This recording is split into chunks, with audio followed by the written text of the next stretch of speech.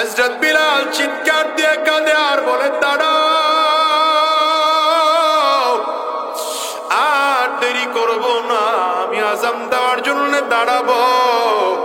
হযরত বিলাল দাঁড়ায় গিয়েছেন আযান দেওয়ার জন্য।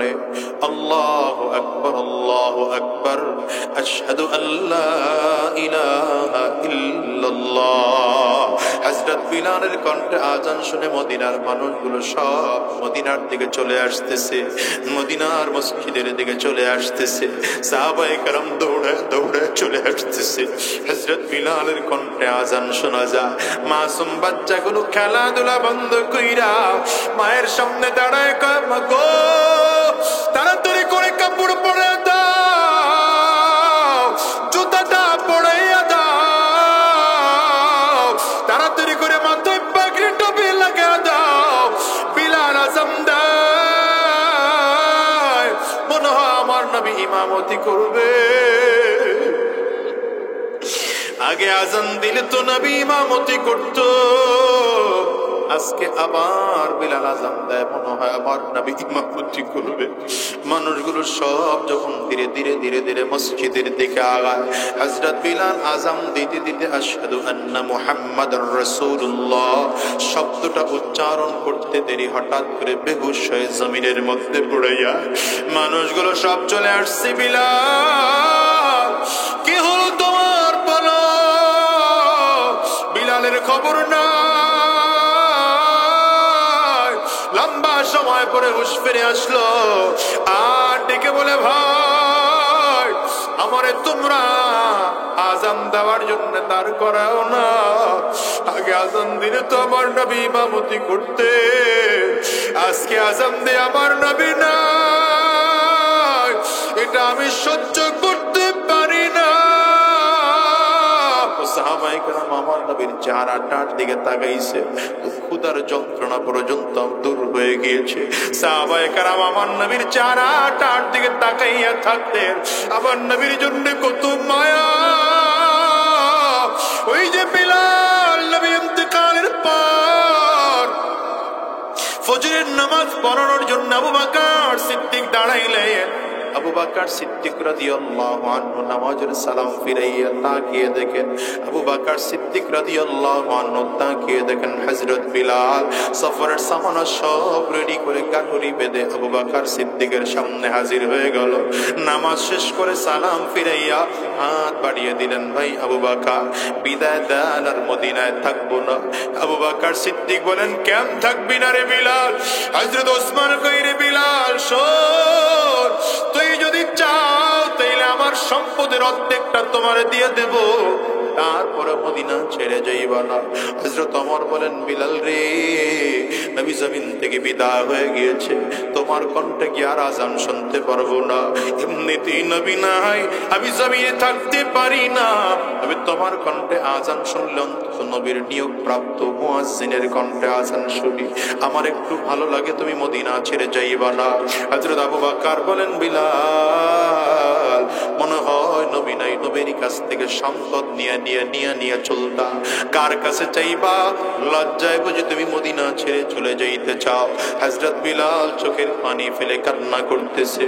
আবু বকর সিদ্দিক কয়, রে বিলাল, তুমি যদি বলো বাইতুল মাল থেকে তোমার জন্য, বাইতুল মাল থেকে মসজিদে নববীর মুয়াজ্জিন হিসাবে ভাতা নির্ধারণ করে দেওয়া হবে, যখন লাগবে তখন তুমি নিয়া নিয়া নিয়া নিয়া খরচ করতে পারবা, তারপরে মদিনা ছেড়ে যাইবা না। হযরত বিলাল কান্না করেন, রে ভাই না, আমারে মদিনায় থাকতে বাধ্য করো না, আমি কার জন্য মদিনায় থাকবো? আমার কাজ ছিল নবীর সামনে সামনে আমি চলতাম,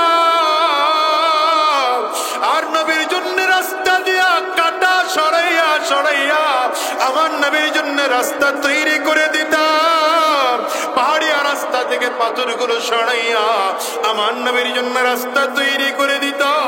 আজকে নবী আমার নাই, কার জন্য রাস্তা দিয়া কাটা সরাবো? আমার নবী যখন আসতেন আমি তো ওড়ায় মসজিদে নববীর ওয়ালের কাছে এসে দাঁড়াইতাম, দরজার সামনে এসে দাঁড়াইতাম, নবী আমার সামনে এসে জুতা মোবারক খুলবে, আর আমি আমার নবীর জুতাটা লইয়া বুকের মধ্যে নিয়ে চাপ দেব। সাহাবায়ে কেরাম বলেন, রে বিলাল, তুই একাই কি নবীরে ভালোবাসো? আমরা কি নবীরে ভালোবাসি না? হযরত বিলাল হাবশী ডেকে বলে, ভাই, তোমরাও নবীরে ভালোবাসো, তবে সাবধান, তোমরা হয়তো আমার নবীর কবর দেখলে সহ্য করতে পারো। আমি যখন আমার নবীর রওজার দিকে তাকাই, আমি সহ্য করতে পারি না, আমার দিলটা ফিরে যায়, আমি আমার নবীর রওজা দেখতে পারবো না, আমারে বিদায় দাও, আমি চলে যাব। সবাই বাধা দিলেও বিলাল রাখতে পারলেন না। হযরত বিলাল হাবশী রাদিয়াল্লাহু আনহু চলে গেলেন সিরিয়ার দামেস্কে। একদিন, 2 দিন না, টানা 6টা মাস হয়ে গেল হযরত বিলাল মদিনায় আসে না। হঠাৎ করে রাত্রিবেলা একদিন স্বপ্ন দেখে আমার নবী ডাক দেয়, রে বিলাল, তুই কি আমার কবরের সামনে দাঁড়াইতে মন চায় না? আমার নবী ডাক দেয়, রে বিলাল, আমার কবরের সামনে তো আবু বকর দাঁড়ায়, আমার রওজার পাশে ওমর দাঁড়ায়, উসমান দাঁড়ায়, আলী দাঁড়ায়, বিলাল রে তুই কই? একটু কি আমার কাছে আসতে মনে চায় না? সালামটুকু কি দিতে মনে চায় না? হযরত বিলাল পাগল, ঘুমটা ভেঙে যায়, পাগলের মতো করে মদিনার গলিতে দৌড়াইতে আরম্ভ করেছে। মদিনার গলি দিয়ে হাঁটে, আর মাসুম বাচ্চাগুলো তাকায় তাকিয়ে দেখে, আরে এরা দৌড়ে গিয়ে মায়ের হাত ধরে ধরে টানে, মা আসো, মনে হয় নবী চলে আসবে। কেন রে?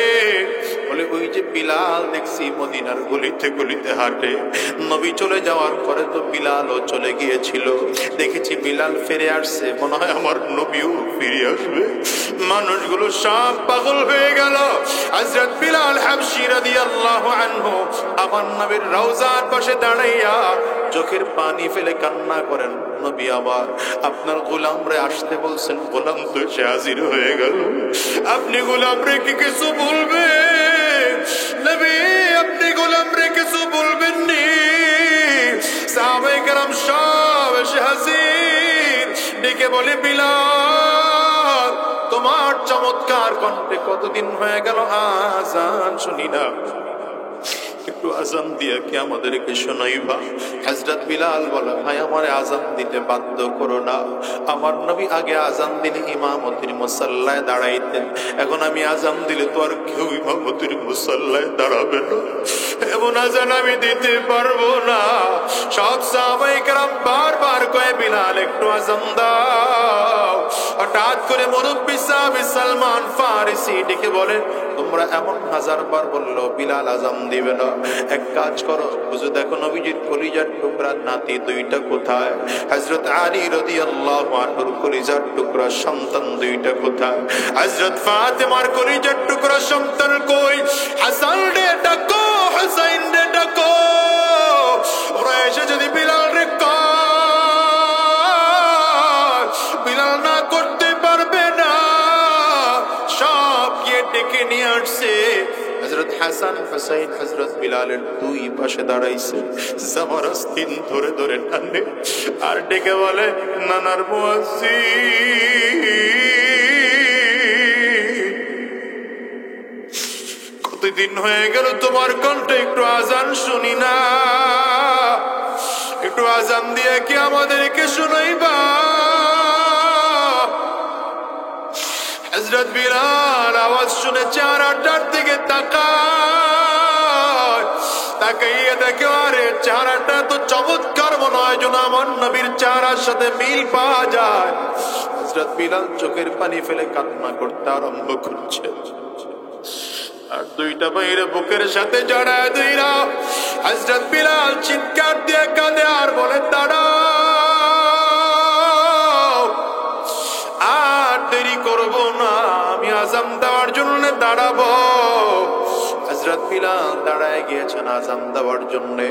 আল্লাহু আকবার, আল্লাহু আকবার, আশহাদু আল্লা ইলাহা ইল্লাল্লাহ।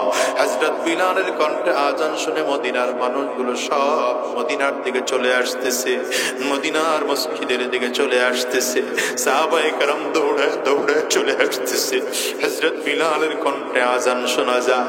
মাসুম বাচ্চাগুলো খেলাধুলা বন্ধ কইরা মায়ের সামনে দাঁড়ায় কয়, মা গো তাড়াতাড়ি করে কাপড় পরে দাও, জুতাটা পরাইয়া দাও, তাড়াতাড়ি করে মাথায় পাগড়ি টুপি লাগিয়ে দাও। বিলাল আযান দেয়, মনে হয় আমার নবী ইমামতি করবে।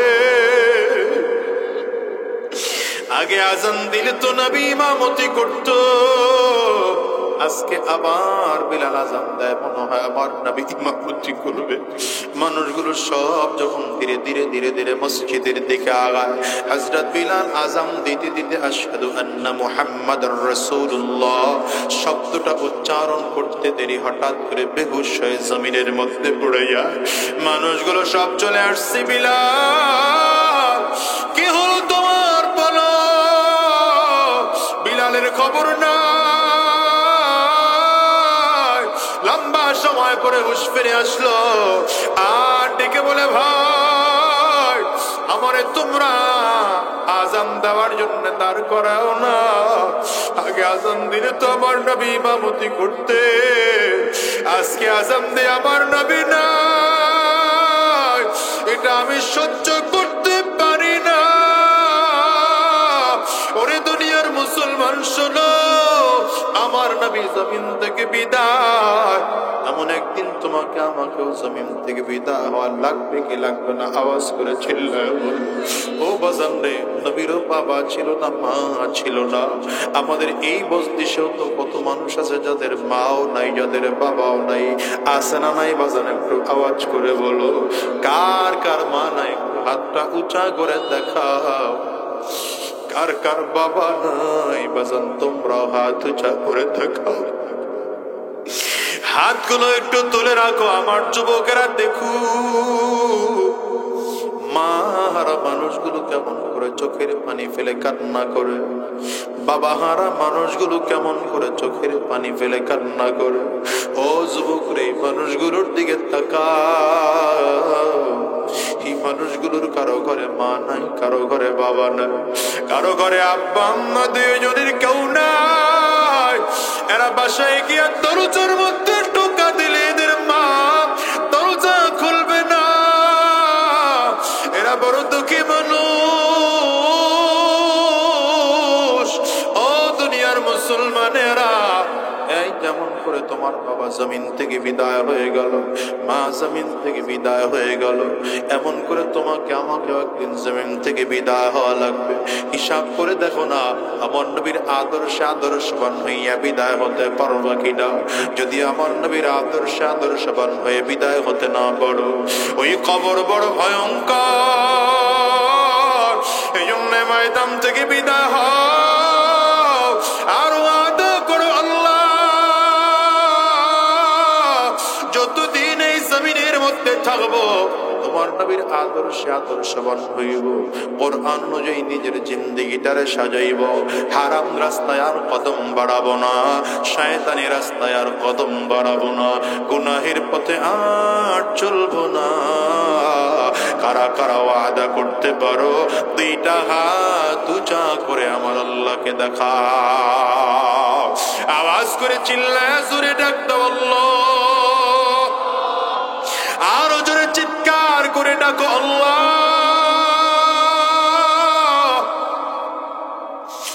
চোখে পানি না আসলে কান্নার বান ধরে ডাকো,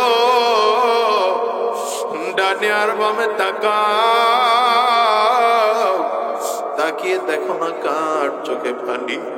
ওই মানুষটার দিকে তাকিয়ে নিজের নিজে ধিক্কার মারো আর চোখের পানি ফেলে আমার মালিকরে জোরে ডাক দাও না আল্লাহ, আরো জোরে ডাকো না আল্লাহ। দয়ার মালিক, আয় যারা দুইটা উঁচু করে লাও, ওয়াদা করে লাও আর হারাম রাস্তায় চলবো না, আর শয়তানি রাস্তায় চলবো না, আর গুনাহের রাস্তায় কদম বাড়াবো না। আল্লাহ তুমি কবুল করে নাও, কবুল করে নাও। জবান খুলে বলো আমিন। লা খুলুকিন আযীম। সাদাকাল্লাহুল আযীম ওয়া সাদাকা রাসূলুহুন নবিয়্যুল কারীম ওয়া নাহনু আলা যালিকা মিনাশ শাহিদিন ওয়াশ শাকিরিন والحمد لله رب العالمين سبحانك لا علم لنا إلا ما علمتنا إنك أنت العليم الحكيم رب اشرح لي صدري ويسر لي أمري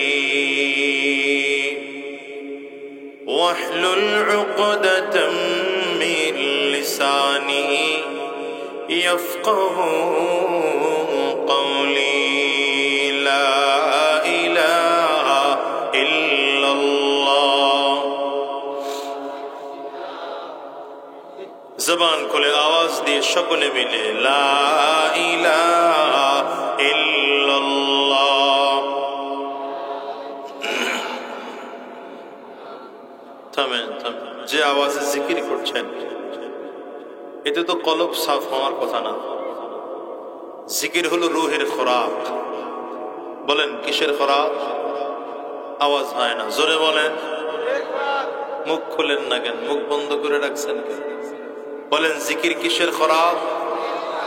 এখনো সবাই বলেন, আমি দেখতেছি দেখেন। জিকির কিসের খোরাক? রাসূলুল্লাহ সাল্লাল্লাহু আলাইহি ওয়াসাল্লাম বলেন লিকুল্লি শাইইন সিকালাতুন ওয়া সিকালাতুল কুলুবি যিকরুল্লাহ। নবী বলেন প্রত্যেকটা জিনিস জং ধরে গেলে পরিষ্কার করার একটা যন্ত্র আছে। কি বলেন, আছে না নাই? ঠিক মানুষ যখন গুনাহ করে মানুষের কলবের মধ্যেও কালো দাগ পড়ে যায়, ময়লা ধরে যায়, জং ধরে যায়। মানুষের কলবের এই ময়লা দাগ, কালো দাগ, জং পরিষ্কার করার যন্ত্র হলো মাওলানা পাকের জিকির। বলেন কার জিকির? এই জন্য বলেছি জিকির হলো রূহের খোরাক। আওয়াজ দিয়ে আবার বলেন জিকির কিসের খোরাক? याद हक आमद के ज़ाइरो हैरा, याद हक आमद के ज़ाइरो हैरा, मरहूम आमद ई दिले मजरू हैरा, मरहूम आमद ई दिले मजरू हैरा। जिंदा दारद ज़िक्र सुबह शाम मेरा, जिंदा दारद ज़िक्र सुबह शाम मेरा, दरता गाफिल बुगज़ारी अय्याम मेरा, दरता गाफिल बुगज़ारी अय्याम मेरा। हफ्ते मरहर उज़्वोरा ज़िक्रे देगर, हफ्ते मरहर उज़्वोरा ज़िक्रे देगर, हफ्ते आज़ा हस्ते ज़ाकिर ए पैसार, हफ्ते आज़ा हस्ते ज़ाकिर ए पैसार। चित्कार करे बोलें अल्लाहु अकबर, आरो जोरे ज़बान खोले बोलें अल्लाहु अकबर। कभी देर कभी रूहानी कवि अल्लामा शेख सादी रहमतुल्लाह अलैहि बोलेन, एरे दुनियार মানুষ আল্লাহ তাআলা যেমন করে সাত আসমান বানিয়েছেন, তেমন করে আল্লাহ তাআলা সাত জমিন বানিয়েছেন, তেমন করে আল্লাহ তাআলা সাত অঙ্গ দিয়ে পূর্ণাঙ্গ একজন মানুষ তৈরি করেছেন। সাত অঙ্গের মধ্যে এক অঙ্গের নাম হলো রূহ, আর এই রূহের খোরাক হলো আমার মাওলা পাকের জিকির। জবান খুলে লা ইলাহা ইল্লাল্লাহ, লা ইলাহা ইল্লাল্লাহ, লা ইলাহা ইল্লাল্লাহ, লা ইলাহা ইল্লাল্লাহ। কারো জবান বন্ধ থাকবে না, একজনের জবান বন্ধ থাকবে না, সকলেই জবান খুলে উঁচু কণ্ঠে লা ইলাহা ইল্লাল্লাহ, লা ইলাহা ইল্লাল্লাহ, লা ইলাহা ইল্লাল্লাহ, লা ইলাহা ইল্লাল্লাহ, লা ইলাহা ইল্লাল্লাহ।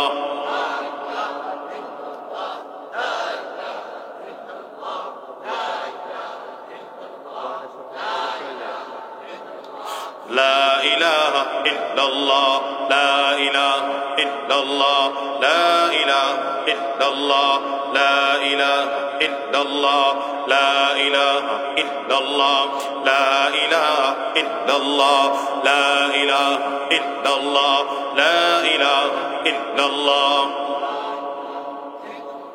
لا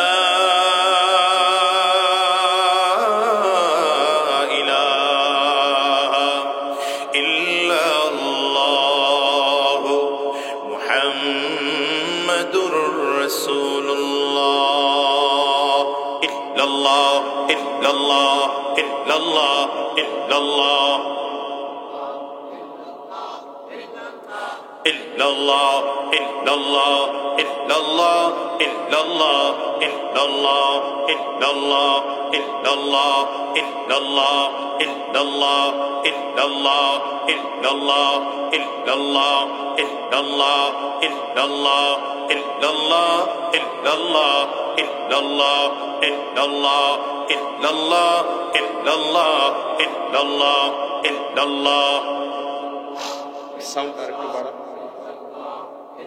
ঘুরান না, ঘুরান। ইল্লাল্লাহ ইল্লাল্লাহ ইল্লাল্লাহ,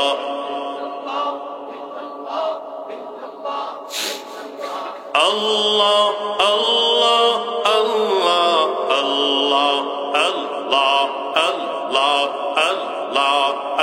আল্লাহ আল্লাহ আল্লাহ আল্লাহ আল্লাহ আল্লাহ আল্লাহ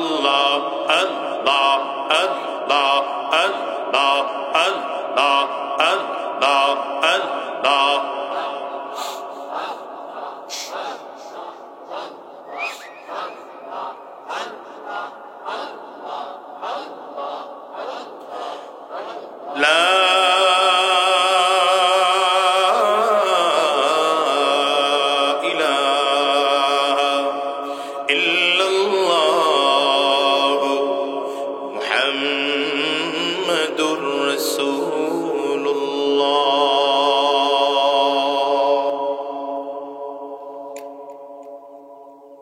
আলগি ছোট কৈবর্তখালী যুব সমাজ ও এলাকাবাসীর উদ্যোগে আয়োজিত আজকের এই চতুর্থ বার্ষিক ওয়াজ মাহফিল, আজকের এই মাহফিলের সম্মানিত সভাপতি, সম্মানিত অতিথিবৃন্দ, সম্মুখপানে সমবেত দিন প্রিয়, ইসলাম প্রিয়, दीनदार ईमानदार मुमिन मुसलमान बढ़ते मुजाहिद भाईरा, मुरब्बी बाबा जीरा, যুবক বন্ধুরা, কচি কাঁচা মাসুম বাচ্চারা,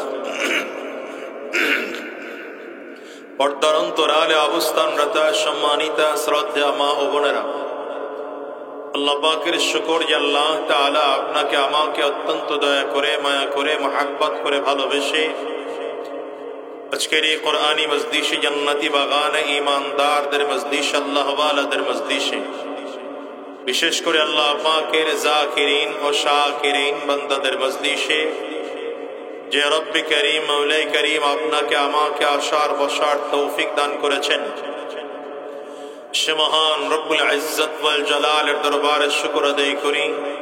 আমরা সকলেই জবান খুলে আওয়াজ দিয়ে জোরে সোরে বলি আলহামদুলিল্লাহ।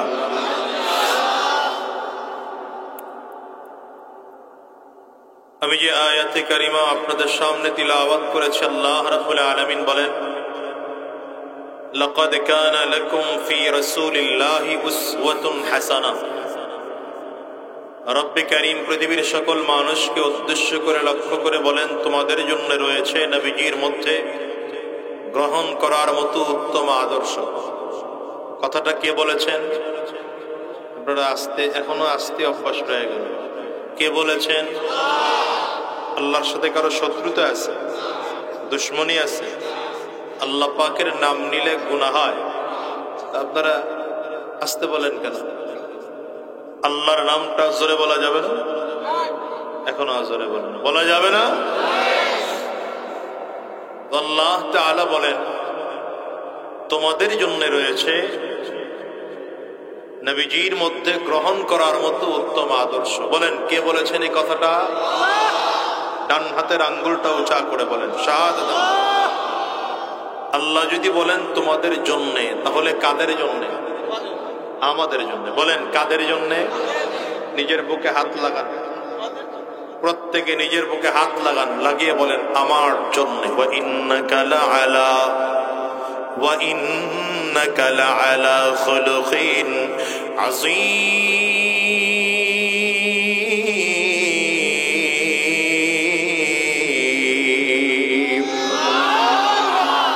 পয়গম্বর আপনি মহান চরিত্রের অধিকারী। আমার নবীর চরিত্র মহান চরিত্র, উত্তম চরিত্র দিয়ে আমার নবীকে কেন জমিনে প্রেরণ করা হলো? কারণ আমার নবীর আখলাক দেখে মানুষগুলো কালিমা পড়ে মুসলমান হয়ে যাবে। আমার নবীর আখলাক দেখে গোটা সমাজ পরিবর্তন হয়ে যাবে। আমার নবীর আখলাক, আমার নবীর চরিত্র, আমার নবীর সিরতের কারণে কিয়ামত পর্যন্ত গোটা পৃথিবী সুন্দর থাকবে। ঠিক কিনা বলেন? আজকেও যদি আমার এদেশে আমার নবীর আদর্শ বাস্তবায়ন করা হয়, আমার নবীর আদর্শ অনুযায়ী দেশ শাসন করা হয়, খোদার কসম আমার দেশেও জুলুম, অত্যাচার, নিপীড়ন, নির্যাতন থাকবে না। দেখেন চরিত্র সাধারণত 3 ধরনের হয়। কয় ধরনের হয়? বলেন কয় ধরনের হয়? মুখস্থ করে যান। চরিত্র সর্বনিম্ন স্তরের নাম খুলুকে হাসান। নাম কি? বাংলা নাম মনে রাখেন, আরবিটা পারবেন না। বাংলা নাম মনে রাখেন, উত্তম চরিত্র। বলেন 1 নম্বর কি? কার মধ্যে আছে? বুঝার উপায় কি? বুঝবেন কি করে কার উত্তম চরিত্র? বুঝার উপায় হচ্ছে যেই মানুষটা কোনোদিন কারো প্রতি জুলুম করে না।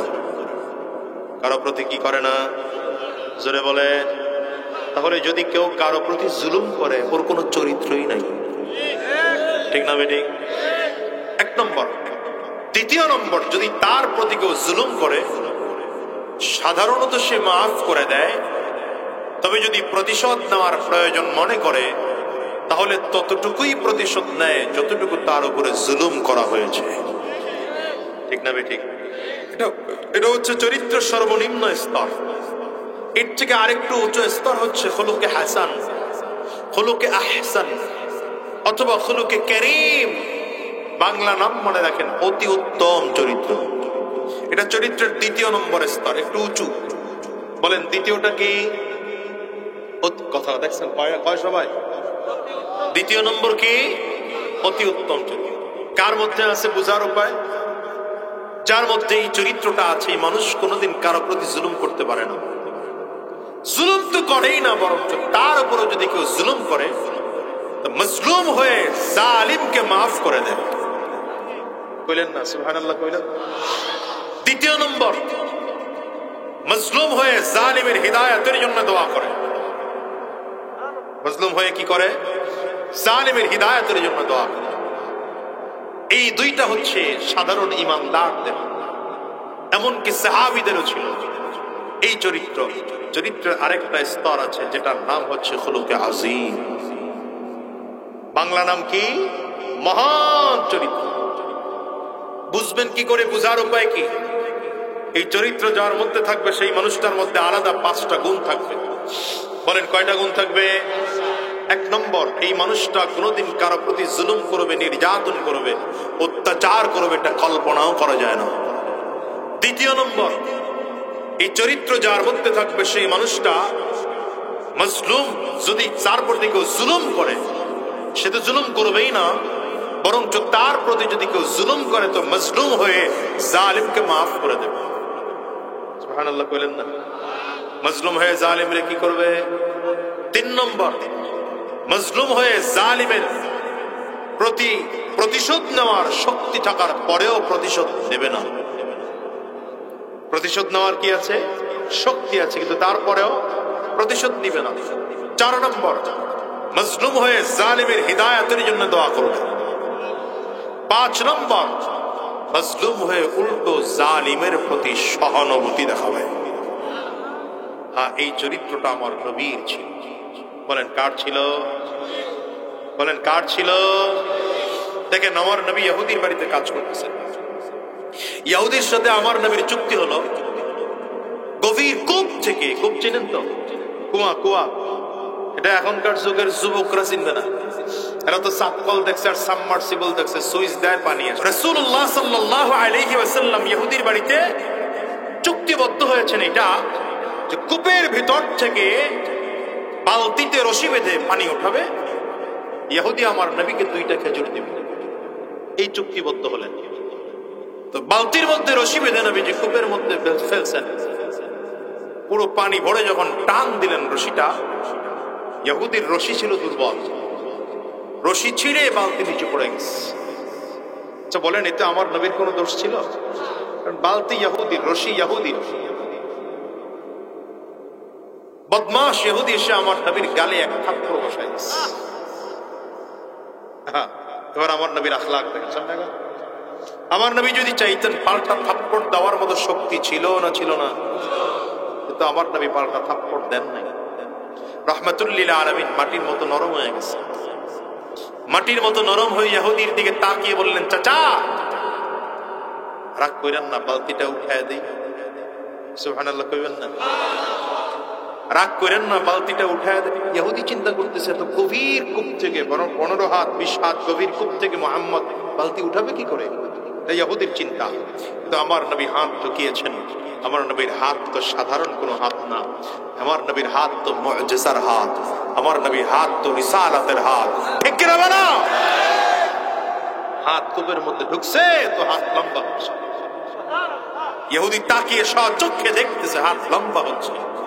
লম্বা হতে একদম বালতি পর্যন্ত পৌঁছে গেল। আমার নবী বালতি সহ, রশি সহ, পানি সহ সব উঠাইয়া ইহুদির সামনে নিয়ে বললেন, চাচা এই যাবেন। আচ্ছা, এইটুকু করলেই শেষ ছিল না? তো আমার নবীর পরে আখলাক আরো চমৎকার। আল্লাহু আকবার। থাপ্পড় দিল আমার নবীকে ইহুদি, পাল্টা থাপ্পড় আমার নবী দিলেন না। অথচ নবীর শরীরে শক্তি কত জানেন? বর্ণনায় এসেছে জান্নাতি 40 জন পুরুষের শক্তি আমার নবীর একার মধ্যে ছিল। কিন্তু আমার নবী নরম হয়ে গেলেন।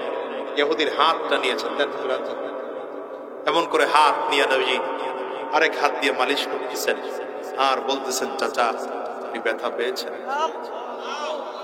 বলা যাবে না, বলা যাবে না, আরো জোরে বলা যাবে না।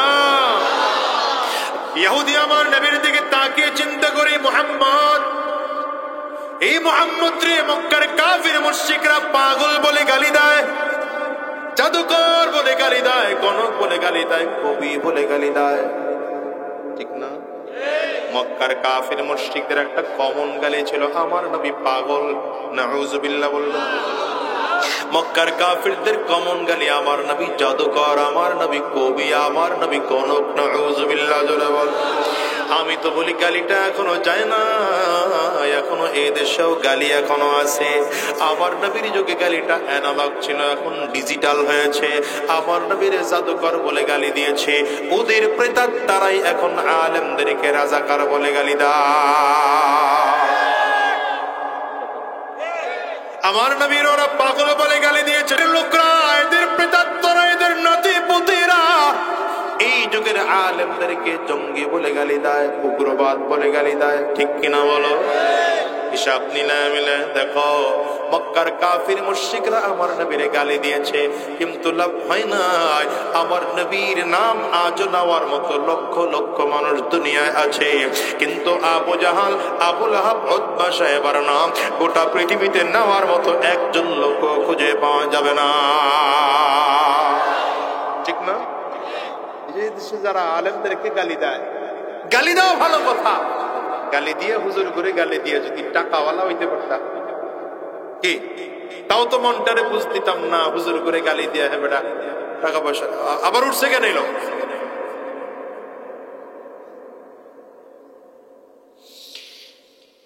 হুজুর করে গালি দিয়া টাকা পয়সাওয়ালা হইলে তা বুঝতাম বুঝলাম না, ভালো হয়েছে, বড় লোক হয়েছে। এখন দেখি যে না, আগেও ভিক্ষা করে খাইতো, এখনো ভিক্ষা করেই খায়। ভিক্ষা বুঝেন না, ওই দোকানে চান্দাবাজি আর কি। তো গালি দিয়ে না বলো কি? তোমরা আলেম করে মৌলবাদ পেয়ে গালি দাও, আল্লাহ আলেম করে সম্মান তো কমায় নাই, বরঞ্চ বাড়াইতেছে। কি কমছে না বাড়ছে? উলামায়ে কেরামদের সম্মান আগের তুলনায় কমছে না বাড়ছে? দেখো না, মরণের পরেও আলেমদের সম্মান আছে। আল্লামা দেলওয়ার হোসেন সাইদ সাহেবের বিরুদ্ধে মামলা দিছ, সারা জীবন ধরে রাজাকার কইছো, কি কথা কও না কেন? এমন মামলা দিয়েছো যে ৭১-এর সময় আল্লামা দেলওয়ার হোসেন সাইদ সাহেব মানবতা বিরোধী ছিল, নারী ধর্ষণ করছে, কি কথা কয় না? তাকিয়ে দেখো তো, ইন্তেকালের পরে তার লাশের জানাজা দেওয়ার জন্য কত লক্ষ মানুষ তার এলাকায় এসে আসি। এটা বুঝতে হবে। আলেমদেরকে যতই দুনিয়া থেকে করে দিতে চাইবা, সাবধান, উলামায়ে কেরাম জমিন হবে না, বরং যারা আলেমদের বিরোধিতা করবে ওরা জমিন হবে। তুই হাত উঁচা করে চিৎকার করে বলো ঠিক কেনা। এখন এমন আছে যারা বলে হুজুর কোন মৌলবাদীদের ক্ষমতায় আসতে দেওয়া হবে না, মৌলবাদীরা কোনোদিন ক্ষমতায় আসতে পারবে না। আমি বলি, মিয়া, মৌলবাদীরা এ দুনিয়ায় ছিল, আছে, থাকবে। মৌলবাদীদের বিরোধিতা যারা করেছে ওরা দুপুরের খানা পাকানো ছিল, কিন্তু না খাইয়া পালাতে বাধ্য হয়েছে। এদেশে নতুন করে কেউ যদি মৌলবাদীদের বিরোধিতা করে, পালানোর রাস্তাও পাবে না। ঠিক কিনা বলো? জিন্দাবাদ জিন্দাবাদ ইসলামী মৌলবাদ, মূল ছাড়া সব ভ্রান্তবাদ, মুর্দাবাদ মুর্দাবাদ, জিন্দাবাদ জিন্দাবাদ ইসলামী মৌলবাদ, মূল ছাড়া সব ভ্রান্তবাদ, মুর্দাবাদ মুর্দাবাদ, জিন্দাবাদ জিন্দাবাদ। কোনা জিন্দাবাদ জিন্দাবাদ ইসলামী মৌলবাদ, মূল ছাড়া সব ভ্রান্তবাদ, মুর্দাবাদ মুর্দাবাদ, জিন্দাবাদ জিন্দাবাদ। কষ্ট দোপাওয়ালা পশুরা মানুষ থেকে পড়ছে বাদ, শত্রুর বলি শিখে নিজের বাপকে বলছে মৌলবাদ। দোপাওয়ালা পশুরা মানুষ থেকে পড়ছে বাদ, শত্রুর বলি শিখে নিজের বাপকে বলছে মৌলবাদ। জন্ম মৃত্যু সবই ওদের মূল ছাড়া তাই নাই ঠিক, ধর্মে নাস্তিকে জন্মে যার ছুটছে ওরা দিক বিদি, ছাড়া সব পরগাছার ভ্রান্ত মতবাদ, মানুষ নাকি বানর জাতি, ডারউইনের ভ্রান্তবাদ। জিন্দাবাদ জিন্দাবাদ ইসলামী মৌলবাদ, মূল ছাড়া সব ভ্রান্তবাদ, মুর্দাবাদ মুর্দাবাদ, জিন্দাবাদ জিন্দাবাদ জিন্দাবাদ জিন্দাবাদ। এজন্য আলেমদের সাথে থাকবেন না জালেমদের সাথে, ইমানদারদের সাথে না বেঈমানদের সাথে, এই কোরআন ওয়ালাদের সাথে না কোরআন বিরোধীদের সাথে, মসজিদের পক্ষে না মন্দিরের পক্ষে, ঢাকার পক্ষে না দিল্লির পক্ষে। মুসলমান ইসলামের পক্ষে থাকবেন, ঠিক কিনা আওয়াজ করে বলো।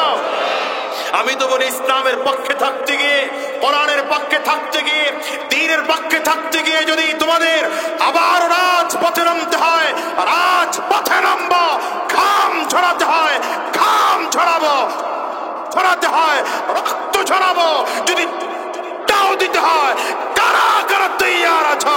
তুই হাত উঁচু করে আল্লাহকে দেখা।